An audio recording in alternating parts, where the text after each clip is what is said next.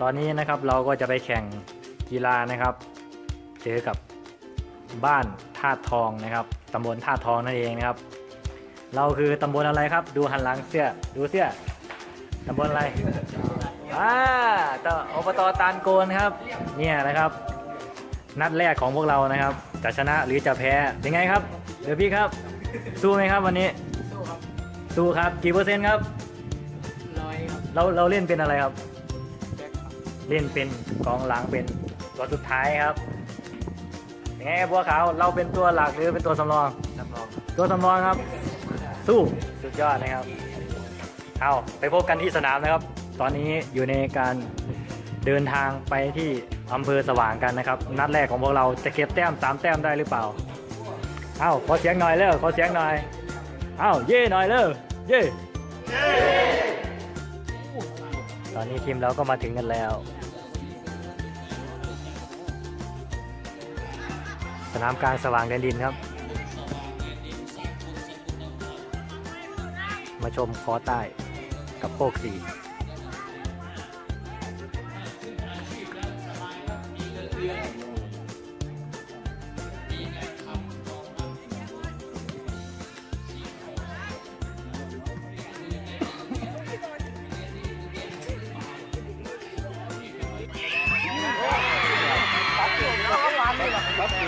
ตอนนี้ยิงจุดโทษครับโอนสูงกับสว่าง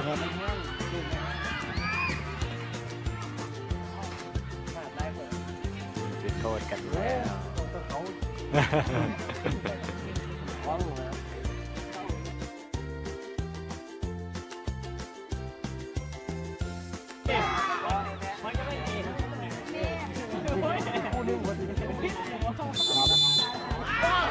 คือเล่นแต่เจ้าหน้าที่นะครับ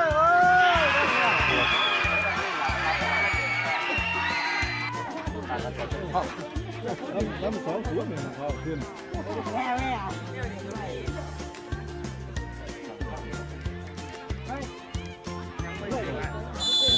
เรียบยูแล้ว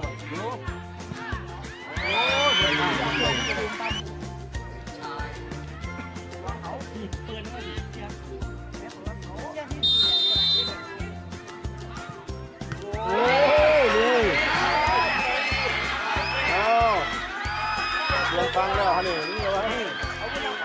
จะใจกับผ่านท่าน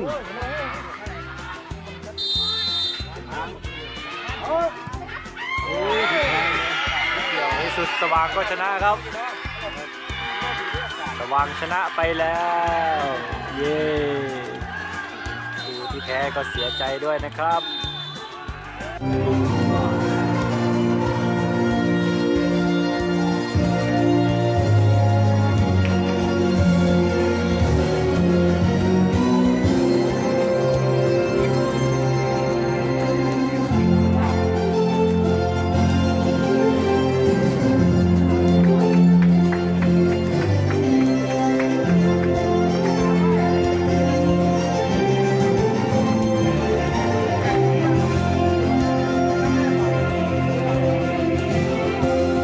ประธานสนามได้รับเกียรติจากดร.ธนวิทย์แก่นเท้าสุริยันจางวางสิทธิ์วิรัตเพื่อนทวีโชคและทองใบสุทธิประภาและต่อไปเป็นการแข่งขันฟุตบอลชิงแชมป์อำเภอสว่างแดนดินรุ่นอายุไม่เกิน 16 ปีรอบแรกระหว่างทีมอบต.ตาลโกนพบกับทีมอบต.ธาตุทองขอบคุณ